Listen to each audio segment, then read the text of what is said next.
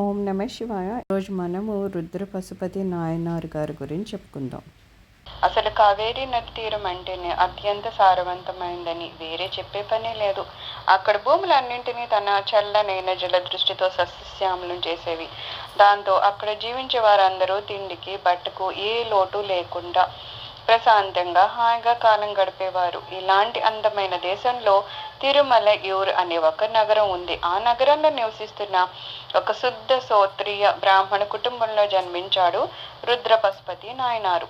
అతడు ఈశ్వరుని పరమభక్తుడు. శివ పంచాక్షరి మంత్రాన్ని అనుక్షణము స్మరించుకోవడము అతని నిత్యకృత్యము. అలాగే త్రిసంధ్యల్లోనూ రుద్రాధ్యాయము పారాయణ చేసేవాడు. ఆ విధంగా పశుపతిని ధ్యానించడంలో వర్ణనాతీతమైన ఆనందాన్ని అనుభవించేవాడు. భూలోకవాసులను పరిపూర్ణంగా పునీతం చేయగల మంత్రరాజాల్లో రుద్రాధ్యాయము ప్రధానమైందని అతను భావించేవాడు. సకల వేదాల ప్రతిరూపమే రుద్రాధ్యాయము అని తలంచేవాడు.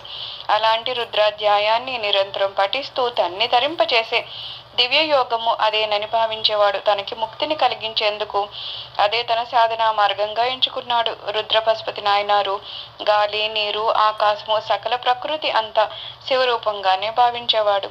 ప్రతి నిత్యము క్రమం తప్పకుండా త్రిసంధ్యల్లోనూ నదిలో స్నానం చేసి ఆ నదిలోని కంఠం లోతు వరకు నీటిలో నుంచొని పరిపూర్ణమైన భక్తి విశ్వాసాలతో రుద్రాధ్యాయం పఠించేవాడు.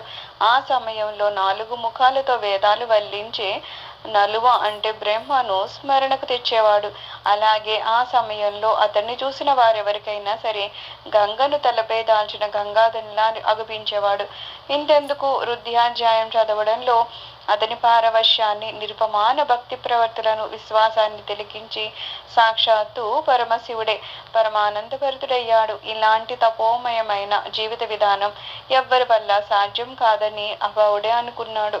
అంతే, తక్షణమే శివుడు రుద్ర పశుపతి నాయనారుకు మోక్షాన్ని ప్రసాదించాడు. సర్వం శ్రీ శివ శరణారవిందార్పణమస్తు.